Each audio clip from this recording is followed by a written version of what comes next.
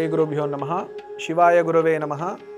స్వస్యశ్రీ వ్యవహారిక చాంద్రమానేన శోభాకృతనామ సంవత్సరం దక్షిణాయనం హేమంత ఋతువు మార్గశీర్ష మాసం 25 డిసెంబర్ 2023 సోమవారము సూర్యోదయము 6:44, సూర్యాస్తమయము 5:47. తిథి ఈరోజు శుద్ధ త్రయోదశి ఉదయం 5:31 వరకు.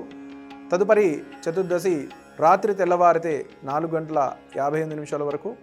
నక్షత్రము రోహిణి నక్షత్రము రాత్రి 9:41 వరకు. యోగము శుభయోగము కర్ణము గరకర్ణము సాయంత్రం 5:47 వరకు. తరువాత వణిజ కర్ణము. రాహుకాలము ఉదయం 7:30 నుంచి 9 గంటల వరకు. గుళికాకాలము మధ్యాహ్నము 1:30 నుంచి మధ్యాహ్నం 3 గంటల వరకు. యమగంట కాలము ఉదయం 10:30 నుంచి 12 గంటల వరకు.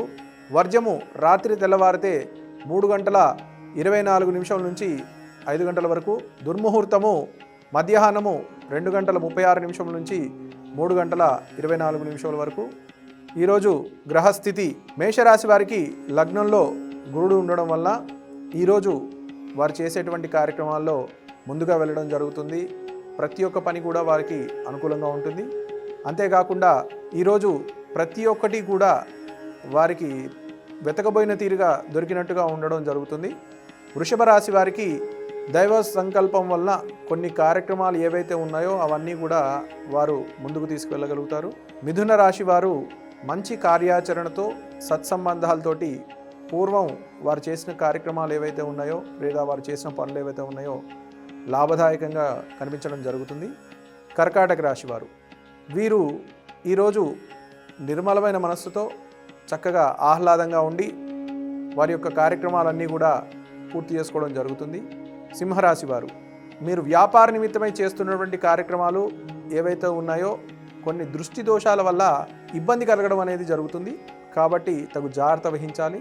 కన్యారాశి వారు మీరు ఏదైతే పని మొదలు పెడుతున్నారో మొదలే దాని కార్యాచరణను లేదా మేము చేయగలము చేయలేము అనేది నిర్ణయించుకొని చేసినట్లయితే తగు ఫలితాలు మీరు పొందగలుగుతారు. తులారాశి వారు మీరు ఏదైతే పని చేపట్టారో దాన్ని మీ ఆత్మస్థైర్యం అంటే మీ విల్ పవర్ తోటి పూర్తిగా ముందుకు తీసుకువెళ్ళడం జరుగుతుంది. దైవానుగ్రహం వల్ల మాత్రమే మీ కార్యక్రమాలు జరుగుతాయి.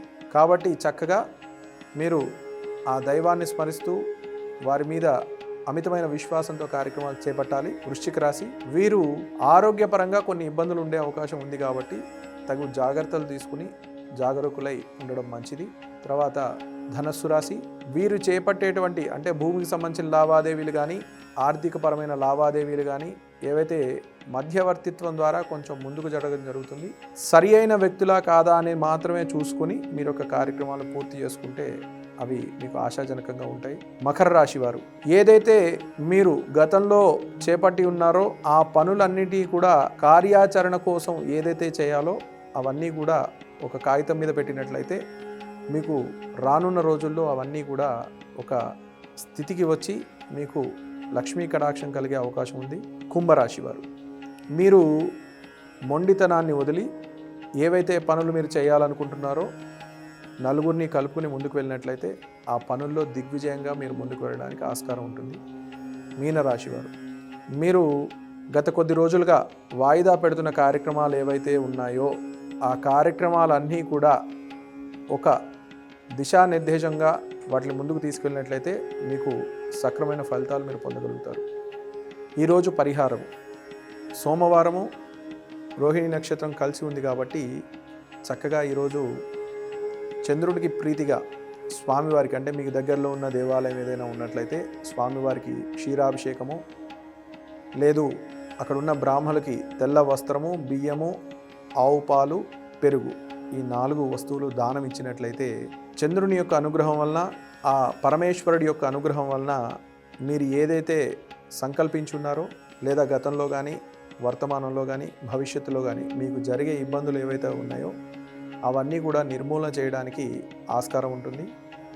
ఉపవాస దీక్ష ఉండి ప్రదోషకాలంలో స్వామివారికి అర్చన చేసుకుని నక్షత్రాలను చూసి భోజనం చేసినట్లయితే చంద్రుడికి నైవేద్యంగా పెరుగు నివేదన చేసినట్లయితే జన్మ జన్మాంతర పాపములు ఏవైతే ఉన్నాయో అవన్నీ కూడా తొలగి మీరు ఆ పరమశివుని అనుగ్రహంతో మీ యొక్క మనోవాంఛను మీరు పూర్తి చేసుకోగలుగుతారు. కాబట్టి భక్తులందరూ కూడా ఇది అతి చిన్నది, ఆచరించే యోగమైనది. కాబట్టి చక్కగా అందరూ చేసుకుని ఆ పరమేశ్వరుని యొక్క అనుగ్రహం పొందాలని కోరుకుంటున్నాం. సర్వేజన సుఖినో భవంతు.